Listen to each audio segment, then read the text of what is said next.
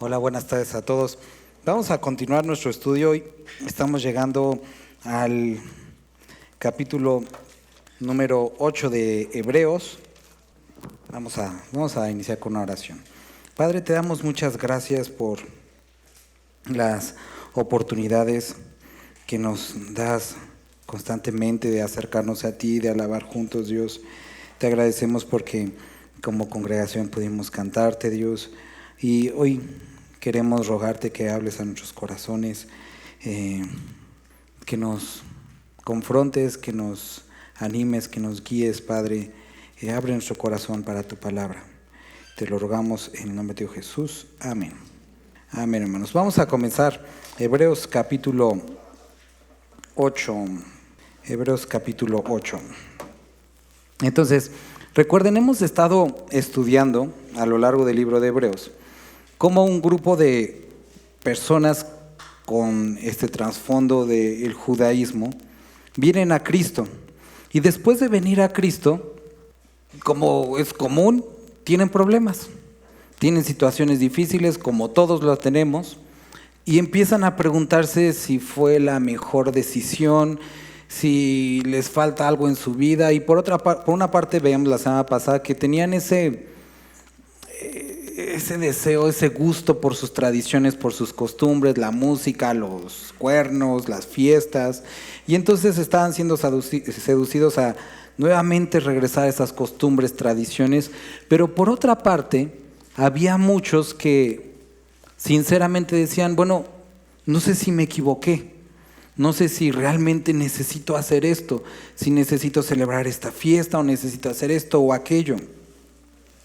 Los primeros 9 capítulos, el autor de Hebreos lo que describe o lo que hace es tratar de describirles todo lo que encuentran en Cristo Jesús, todas las diferencias, la inmensa bondad, misericordia de Dios y de este nuevo pacto, con mejores promesas, con un mejor sacerdote, con un mejor templo, etc. Y cuando lleguemos a partir del capítulo 10, va a, pues obviamente, concluir el libro, va a utilizar todo el contexto que hemos estado viendo para llegar hacia Cristo. Ahora, el capítulo 8, que es el que vamos a ver el día de hoy, el autor de Hebreos describe cómo es que en Cristo Jesús tenemos mucho mejor o mejores promesas, y vamos a estar hablando de algunas de ellas. Ahora bien, el punto principal de lo que venimos diciendo es que tenemos tal sumo sacerdote, el cual se sentó a la diestra del trono de la majestad en los cielos, ministro del santuario y de aquel verdadero tabernáculo que levantó el Señor y no el hombre. Porque todo sumo sacerdote está constituido para presentar ofrendas y sacrificios, por lo cual es necesario que también éste tenga algo que ofrecer. Así que si estuviese sobre la tierra, ni siquiera sería sacerdote, habiendo aún sacerdocio que presenta las ofrendas según la ley, los cuales sirven a lo que es figura y sombra de las cosas celestiales, como se le advirtió a Moisés cuando iba a erigir el tabernáculo, diciendo: mira, haz todas las cosas conforme al modelo que se te ha mostrado en el monte.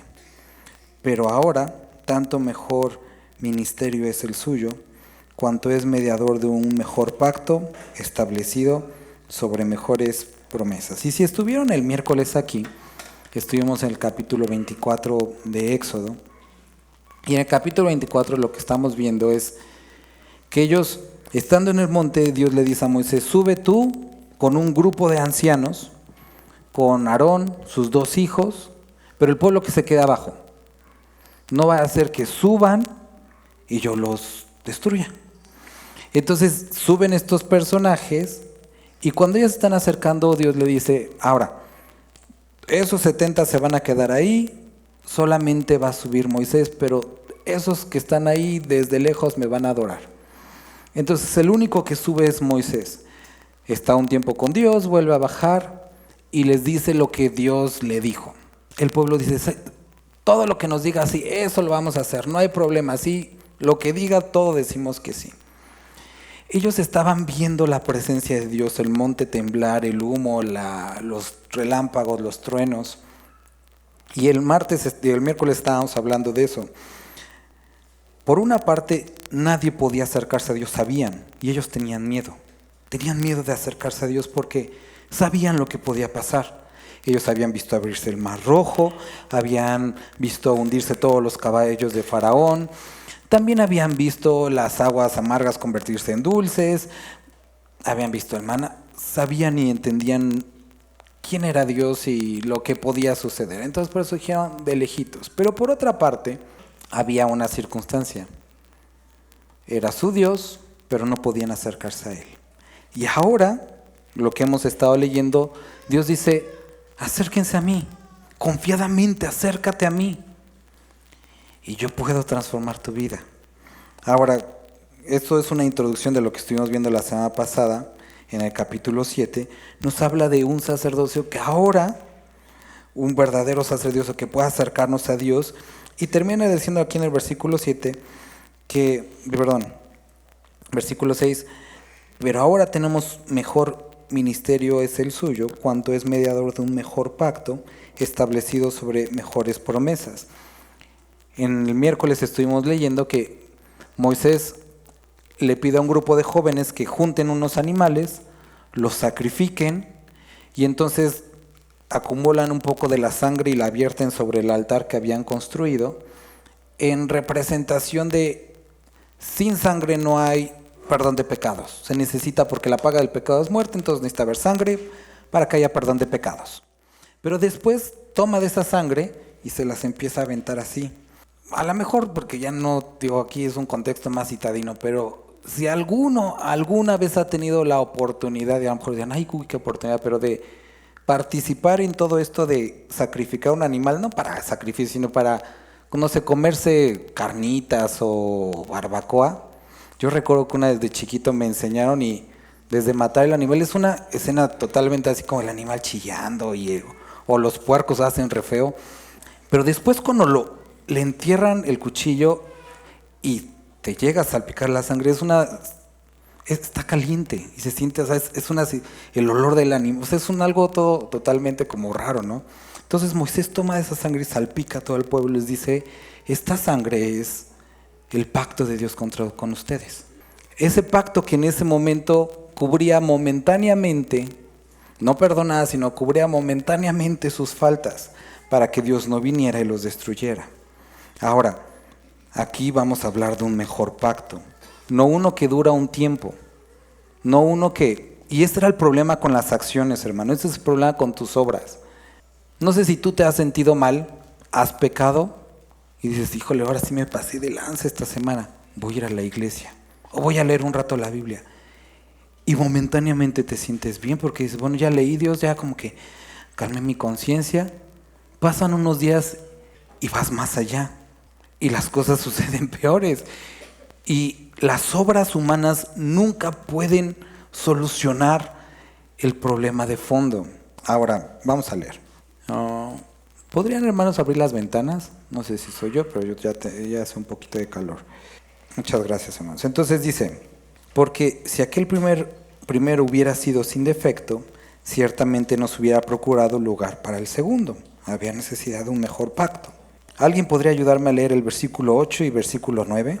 Esto que leímos el miércoles en Éxodo, sube Moisés, el pueblo dice, sí, vamos a hacer todo lo que tú quieras, y cuando desciende con los mandamientos ya le están bailando a un buey de oro, poquito les duró la convicción, a pesar de que habían visto los relámpagos y todo eso. Entonces, ¿qué es lo que nos está diciendo? Y aquí esa es la primera parte que quiero que pongamos mucha atención.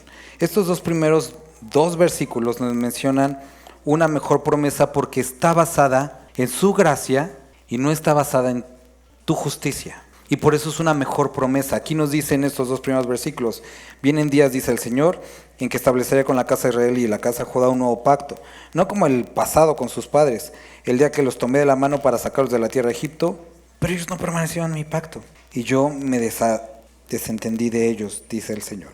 El problema de un trato que Dios haga contigo basado en lo que tú le puedas dar, no sé cuántas veces le hayas prometido a Dios, Dios, en serio, si tú haces esto, yo voy a hacer esto y esto. El problema es que no lo cumplimos. Y si Dios basara su bondad en lo que tú le prometes, estás bien amolado, porque no cumples, porque no cumplimos. Y por eso dice, voy a establecer un mejor pacto donde no tenga que ver tu insensatez, ni tu locura, ni tu tontería, donde tenga que ver únicamente mi gracia. Por eso es una mejor promesa, porque está basada en su justicia y en su verdad. Cuando leíamos el libro de Timoteo, nos decía lo siguiente: aunque nosotros seamos infieles, Dios nunca es infiel, porque Él no puede negarse a sí mismo. Y esta es la ventaja de este pacto que tenemos con Dios, su fidelidad. A pesar de nuestras faltas, en la mañana leía con los jóvenes este versículo que dice que en esto conocimos la gracia, la misericordia, el amor, la bondad de Dios, en que siendo pecadores, Él murió por nosotros. Desde antes que le conociéramos, desde antes que siquiera tuviéramos deseo de acercarnos a Él. Entonces por eso es una mejor promesa, un mejor pacto, porque está basada en su gracia.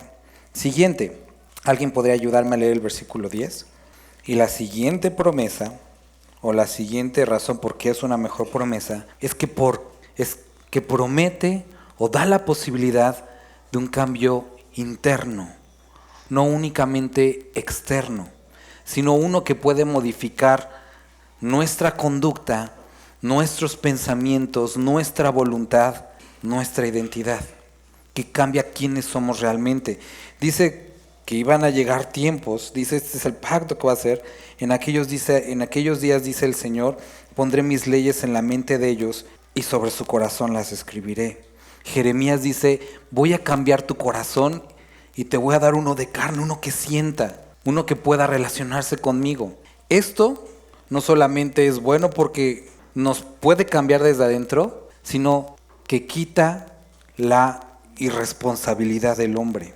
Muchas ocasiones, y bueno, los que a lo mejor tienen más tiempo de conocer, saben que soy medio seco, ¿no? Y hermanos han dicho, pastores, que ¿por qué no nos busca? ¿No sabe que ya tengo tiempo sin reunirme? ¿Y no lo sabes tú? Bueno, sí, pero pues es que a veces es bueno que se lo diga alguien. ¿No atestigua tu corazón en contra de que estás haciendo malas cosas? Bueno, sí, pero pues es bonito que se lo digan. Hermano, la palabra de Dios dice que en los postreros tiempos, tú siendo creyente, ahora sabes lo que estás mal. No necesitas que alguien te esté diciendo, que alguien detrás de ti. Y muchas veces te lo he dicho, hermano, el propósito que tenemos como congregación no es que dependamos para siempre de un hombre, de un pastor, de una figura, que tú te relaciones con Cristo, porque ahora puedes acercarte a Cristo tú y saber, Dios puede dar testimonio a tu corazón, a tu mente, estás mal, vas por buen camino, persevera en esto, deja de hacer eso. Pero muchas personas tratamos de evitar nuestra responsabilidad diciendo, pues es que como ningún hermano me ha hablado, pues yo por eso ya no veo. No inventes. Tienes al Espíritu Santo, el mismo Espíritu Santo que diera el pastor, que tuvieron los grandes profetas, los hombres de Dios, ahora mora en tu corazón y te da testimonio acerca de lo que es correcto, de lo que es incorrecto, de lo que Dios quiere. Esto es una ventaja, primero, porque cuando nosotros leemos la palabra, trae confirmación a lo que Dios ya está hablando a nuestro corazón. Pero también quita la irresponsabilidad y nos da responsabilidad, porque no podemos decir en su presencia, yo no sabía. Porque Dios dice, no inventes, tienes a mi espíritu, yo te estuve diciendo que no estaba bien. Nosotros podemos entender y saber qué es lo adecuado. Claro está, como no creyentes, por supuesto que no. Nadie busca a Dios, no hay quien le busque. Pero viniendo el Espíritu Santo, el sello de la promesa en nuestra vida, Él nos dice qué es lo que está bien y lo que está mal. Y no como Pepito Grillo diciendo, dame un silbidito, no, sino trayendo convicción plena de lo que es correcto. Por lo cual este es el pacto, dice versículo 10, que haré con la casa de Israel. Después de aquellos días, dice el Señor, pondré mis leyes en la mente de ellos, y sobre su corazón las escribiré, y seré a ellos por Dios, y ellos me serán a mí por pueblo. Cuando leíamos el capítulo 20 de Éxodo, veíamos que eran las dos cosas por las cuales Dios les dio sus leyes. Y dice, para que conozcas que yo soy el Señor tu Dios, que te saqué de la tierra de Egipto. ¿A qué se refería? ¿De dónde vienes tú y quién eres tú? Y ahora, ¿quién soy yo? Mis leyes van a decirte, describirte qué es lo que soy yo y demostrarte qué eres tú. La conciencia del pecado. Entonces ahora no es algo que necesita alguien decirnos, sino es algo que ya está escrito y que el Espíritu Santo pone convicción en nuestra vida. Por lo tanto, tienes que quitar ese argumento de, ay, es que no sabía. Por supuesto que sabías. Posiblemente no habías leído completamente las palabras, pero algo dentro de ti, que es el Espíritu Santo, te reclamaba, ese no es el camino por el que debes de andar. Entonces, primero, una promesa basada no en tu justicia, y segundo, una promesa de cambio interno. Vamos a continuar leyendo. ¿Alguien podría leer, por favor, el versículo 11? Contaba un pastor una vez una historia que durante algunos meses llegaba de la iglesia, llegaba enojado y, ay, estos hermanos, y echando bronca, ¿no? Y su hija un día se le quedó viendo y le dijo, papá, si no te gusta la iglesia, ¿para qué vas? Y el papá se quedó pensando como, pues sí es cierto, ¿no? Y es precisamente esto. A lo mejor las palabras no fueron las más elocuentes, pero sí las más directas, porque describían la condición del corazón. Iba a la iglesia no a buscar a Dios, sino a buscar pleito con las personas. Y lo que está describiendo aquí no solamente es una promesa basada en gracia, una promesa de cambio interno, sino una promesa de bendición, vamos a llamar ilimitada, que alcanza a todo tipo de personas, en las que desde el más pequeño hasta el más grande, el que tiene más tiempo al que tiene menos, puede conocer a Dios. ¿Qué es lo que pasa en las sectas? Y ojo, si has visitado un lugar así, es que ahorita que vengas no vas a entender mucho, pero conforme te vayas acercando y creciendo en niveles, vas a conocer las profundidades del conocimiento. Y si vas a tal lugar, vas a experimentarla. Eso no es así. Desde el momento en el que tú vienes a Cristo, el Espíritu Santo viene a morar a tu vida, y ahora puedes entender. Por supuesto, es un camino conocer a Dios, pero Dios nos da la promesa que todos podemos conocerles, desde el mayor hasta el menor. Y es por eso que nosotros tenemos la convicción de que los pequeños deben de estudiar la palabra igual con nosotros, verso a verso. Obviamente con palabras, con situaciones a su nivel, pero Dios puede revelarse a ellos. Yo recuerdo muchos de los versículos que llegué a escuchar de chico, hoy siguen dando vueltas en mi cabeza. Películas que vi, canciones que me ponían, siguen estando ahí, y se vuelve cierto lo que dice, que la palabra no vuelve vacía. Y por lo tanto, aquí también nos menciona que es para todos. No importa el límite de edad, no importa el sexo, no importa la condición social, no importa de dónde seas, Dios está disponible para todos.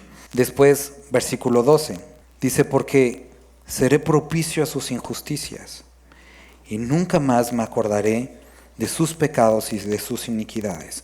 Entonces, ¿qué es lo que sucedía con las tradiciones? Únicamente había algunos que tenían determinadas características y nivel cultural, social, podían acceder a ciertos beneficios, como lo que sucedía en nuestro México con las indulgencias. ¿Tenías lana? Podías pecar. ¿Eras un pobretón? Te vas al infierno. ¿Por qué? No tienes para indulgencias y no tienes para pagar el purgatorio. Entonces, no había forma. Tristemente, llegamos muchas veces supuestamente nosotros, a conocer más a Dios, y seguimos bajo el mismo concepto. Puedo ir a una iglesia muy acá, entonces soy mejor con Dios. Puedo ir a la... No es así. Ya vimos, no está basada en nuestra gracia. Segundo, un cambio interno.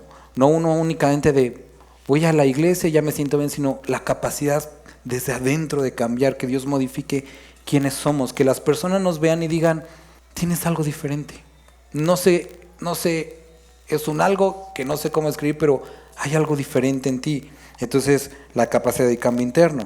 No importa la edad, no importa quién seas. Y cuando llega aquí, la promesa de pecado perdonado.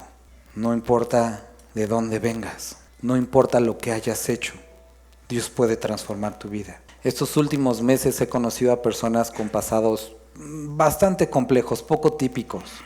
Y verlos transformados, verlos como hombres diferentes, da certeza y dices, si Dios puede cambiar a este vato, puede cambiar a mí. No hay pecado que Dios no pueda perdonar. No hay circunstancia que Dios no pueda transformar. Y aquí dice, seré propicio a sus injusticias. ¿Qué quiere decir propicio?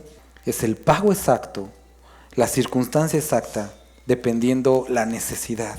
Como lo vimos también en Corintios. Problema grande, consolación grande. Problema que a tus ojos puede ser chiquito, consolación del mismo tamaño. Dios es propicio a nuestras necesidades. Entonces, querido hermano, si tú estás pensando en todo esto, tienes que entender que no se trata de lo que tú hagas, pero Él puede transformarte y es amplio para perdonar. Versículo 13. Al decir nuevo pacto, ha dado por viejo el primero, y lo que se ha dado por viejo y se vence, está próximo a desaparecer. ¿Qué es lo que pasa con las tradiciones y costumbres? Es que no duran, son momentáneas y cubren nuestras necesidades momentáneamente, pero este pacto, esta promesa, y encontramos la siguiente promesa, es una promesa de bendición eterna, que es que hoy estamos aquí, mañana la podemos regar, la podemos pecar, y muchos de nosotros sabemos qué es eso. Cuando estamos muy emocionados con Dios, muy comprometidos, pero llegan momentos en los que por nuestra insensatez nos alejamos de Dios. Y Dios no dice, pues ya te dejaste, te la perdiste, vato. No, su promesa continúa y dice, si tú vienes a mí, yo puedo seguir trabajando con tu vida. Los que están en mi mano no los voy a dejar caer. Y esa es una garantía que podemos tener en esta nueva promesa, que no caduca, que no cambia. Capítulo 9. Ahora bien, aún el primer pacto tenía ordenanzas de culto y un santuario terrenal, porque el tabernáculo estaba dispuesto así. En la primera parte, llamado el lugar santo, estaba el candelabro y la mesa y los panes de la proposición. Tras el segundo velo está la parte del tabernáculo llamado el lugar santo, la cual tenía el incensario de oro y el arca de pacto cubierta de oro por todas partes, en la que estaba una urna de oro que contenía el maná, la vara de Aarón que reverdeció y las tablas del pacto, y sobre ella los querubines de gloria que cubrían el propiciatorio, de las cuales cosas no se puede hablar ahora en detalle. Y si dispuestas estas cosas en la primera parte del tabernáculo, entran los sacerdotes continuamente para cumplir los oficios de culto, pero en la segunda parte solo el sumo sacerdote una vez al año, no sin sangre, la cual ofrece por sí mismo y por los pecados de la ignorancia del pueblo, dando al Espíritu Santo a entender con esto que aún no se había manifestado el camino al lugar santísimo, entre tanto que la primera parte del tabernáculo estuviese de pie, lo cual es símbolo para tiempo presente, según el cual se presentan ofrendas y sacrificios que no pueden hacer perfecto en cuanto a la conciencia al que practica este culto, ya que consiste solo en comidas, en bebidas de diversas abluciones y ordenanzas acerca de la carne impuestas hasta el tiempo de reformar las cosas. Pero estando ya presente Cristo, sumo sacerdote de los bienes venideros, por el más amplio y perfecto tabernáculo no hecho de manos, es decir, no de esta creación, y no por sangre de machos cabríos ni de becerros, sino por su propia sangre, entró una vez para siempre en el lugar santísimo, habiendo obtenido redención. Porque si la sangre de los toros y de los machos cabríos y las cenizas de la becerra rociadas a los inmundos santifican para la purificación de la carne, cuánto más la sangre de Cristo, el cual mediante el Espíritu eterno se ofreció a sí mismo sin mancha a Dios, limpiará vuestras conciencias de obras muertas para que sirváis al Dios vivo. Así que, por esto es mediador de un nuevo pacto, para que, interviniendo muerte por la remisión de las transgresiones que había bajo el primer pacto, los llamados reciban la promesa de la herencia eterna. Para muchos puede sonar como cliché, es decir, el cristianismo es una relación, no una religión. Lo hemos dicho muchas veces. Este capítulo que estamos leyendo, estos dos capítulos, el autor está enfocándose a lo siguiente. Es triste que salgamos de una religión o de una no religión, de una esclavitud, para meternos en otra. Qué bueno que estés el día de hoy aquí, pero eso no es cristianismo. Qué bueno que des ofrendas y diezmos, pero eso no es cristianismo. Qué bueno que leas la Biblia, eso no es cristianismo. Lo que tienes que entender, y si tú tienes un pasado religioso, sea en el cristianismo o en cualquier otra, este tipo de actos, obras, no te transforman. Te lo he contado muchas veces. Yo era líder de joven, predicaba y enseñaba verso a verso. Y estando en la universidad una vez una compañera me dice, oye Iván, ¿te puedo hacer una pregunta? Oye, ajá, ¿crees en Dios? Y digo, no manches, comparto, soy hijo de pastor y ¿qué hay en mi vida que ni siquiera puede pensar que creo en Dios? Porque los actos externos no transforman al hombre. Y esto es lo que está tratando de decir. Ellos están acostumbrados al templo, al lugar santo, al lugar santísimo, a todo este tipo de trabajos, a entrar los sacerdotes, tomar el sacrificio de las personas, la sangre, el humo, el altar, entrar a los panes de la proposición, cambiar los panes día a día, poner el aceite, prenderlo, ofrecer el incienso. Y después de eso salir a las personas y decirles, fue hecho, sus pecados fueron perdonados. Y la gente decir, ¡újale, qué bueno, un día más! Pero el otro día regresar y decir, estamos en las mismas, nada ha cambiado. Y muchos viven tristemente el cristianismo de esta forma. Muchos están acostumbrados a tener una vida pecaminosa y decir, bueno, pues poco a poco. Es que no es así. Dios puede darte una vida nueva, puede transformarte completamente. Si tú no sientes deseo de leer la Biblia, no sientes deseo de conocer a Dios, algo está mal. Necesitas acercarte a Él, pedirle que realmente transforme tu vida. Eso es lo que puede hacer, y es lo que estaba describiendo aquí. Mencionar lo siguiente. Está diciendo que hay 3 partes, y lo hemos hablado en otras ocasiones, que en nuestra vida presente representa lo siguiente. La primera, el altar, lo que estaba fuera, el patio, donde todo mundo podía acceder para traer su sacrificio. Ahora el sacrificio ha sido puesto, que es Cristo Jesús, y por su sacrificio es que podemos estar ahí.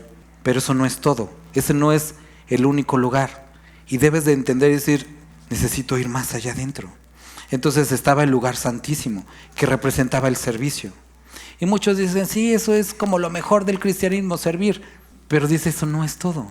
El servicio es bueno, es resultado de lo que ya sucedió en el sacrificio, tu deseo de relacionarte con Dios a través, pero eso no es todo, hay algo mucho más allá. Y entonces, por eso en el capítulo pasado vimos que este sumo sacerdote nos tomó de la mano y nos llevó al lugar santísimo. Y eso, de eso se trata el cristianismo, de la posibilidad, como decía aquí, nadie tiene que decirte, oye, conoce a Dios, ahora puedo conocerlo verdaderamente y entrar al lugar santísimo. Ahora quiero que pienses, en el lugar santísimo estaba el arca del pacto. Si te acuerdas, era esta caja recubierta con oro, con las 2 varillas, con 2 ángeles, 2 querubines arriba que tocaban sus alas, y esta como charola que era donde se vertía un poco del incienso una vez al año, que era llamada el trono de gracia.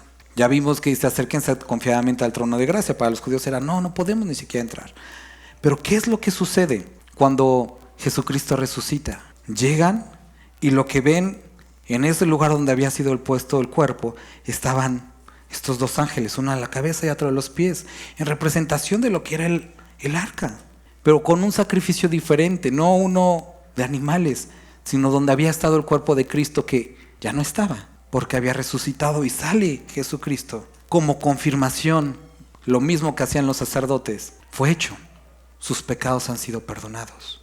Y ahora podemos entrar hasta ese trono de gracia y conocer a nuestro Señor.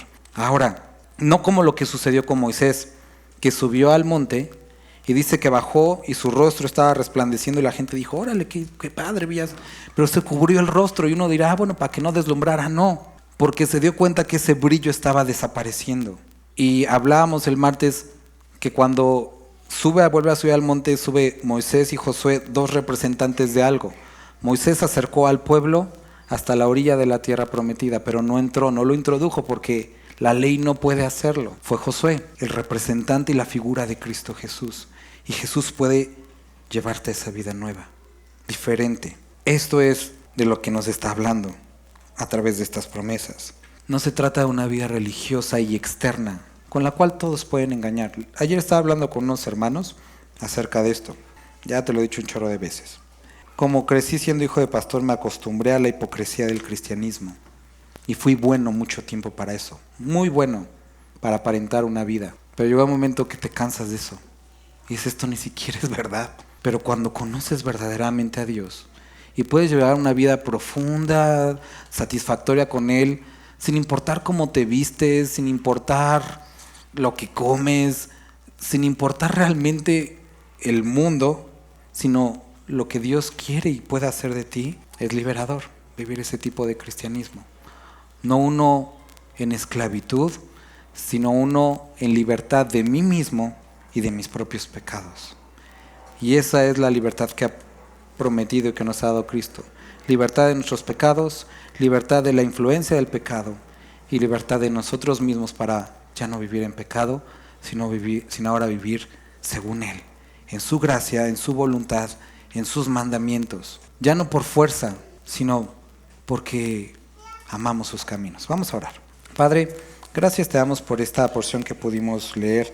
Queremos rogarte que nos ayudes a poder meditar en esto, Dios, y transforma nuestras vidas Padre, si alguno de mis hermanos ha vivido en tradición, legalismo, una religión muerta, aún estando aquí, Padre, te ruego que puedas despertar su corazón a buscarte, a querer conocerte, Dios, y poder vivir esa vida vibrante, plena en ti, Dios. Bendito eres. Amén.